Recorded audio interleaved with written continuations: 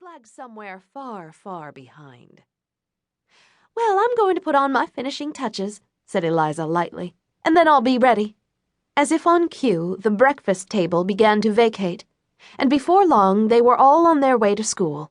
The sporty white Porsche, with its 3 fashionable girls, drove about a block ahead, while Mrs. Carter's more sensible silver Mercedes followed discreetly behind. Rhiannon and Casey sat silently in the back seat, and DJ sat next to her grandmother, wondering what school would be like this year. Feeling nervous, she fidgeted with the handle of her Hermes bag. Of course, this only reminded her of that embarrassing moment at the beach when Taylor had used the contents in the purse to humiliate her. Still, it seemed that DJ and Connor had made it past that. It seemed that he had really liked her, and she knew she liked him. They'd even gone out since then. And after that, it seemed that their relationship had begun to unravel. Still, she couldn't put her finger on what had gone wrong between them last night. Maybe she would never know. On one hand, she told herself that it might be for the best. After all, she had just invited Jesus into her heart. Perhaps that was what she needed to focus on for the time being.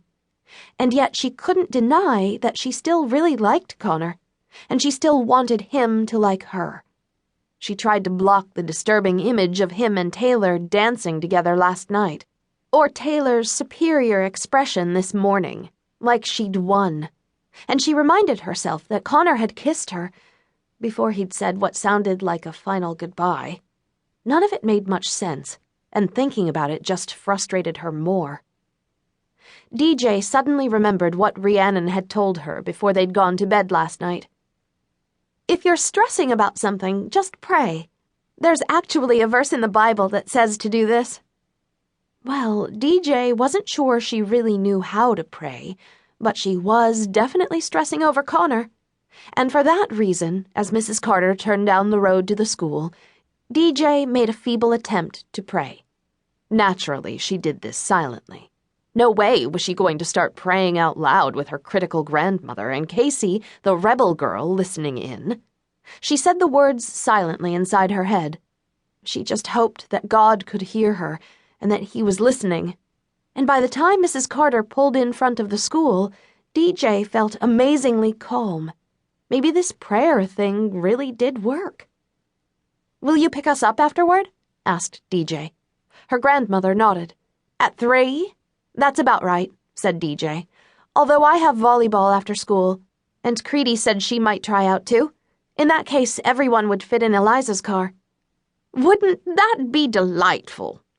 Mrs. Carter seemed relieved now, and DJ suspected she was calculating how much afternoon nap time she was willing to sacrifice for the sake of the girls. "How about if you give me a call when you know for sure, Desiree?" "Okay." Mrs. Carter smiled and waved. "Have a nice day, girls." Rhiannon politely thanked her, and DJ grabbed her gym bag and waved, but Casey just grunted as if this prospect of having a good day was highly unlikely. Unfortunately, that would probably be the case with Casey. Going to Crescent Cove High dressed like goth girl meets punk rocker might not go over too well. Just this morning, DJ had tried to warn Casey of this, but the stubborn girl was not ready to listen to anyone. Still, it seemed a little unfair that DJ and Rhiannon were stuck walking into the building with Casey. It was her choice to stand out like a loser, but why did she have to subject them to it as well? Then, when DJ imagined what the 3 of them must look like together, she almost laughed. Almost. She just hoped, as they headed for the school's entrance, that others would have as much self-control. What a wacky threesome. DJ, thanks to her grandmother's and Eliza's fashion intervention, looked fairly stylish.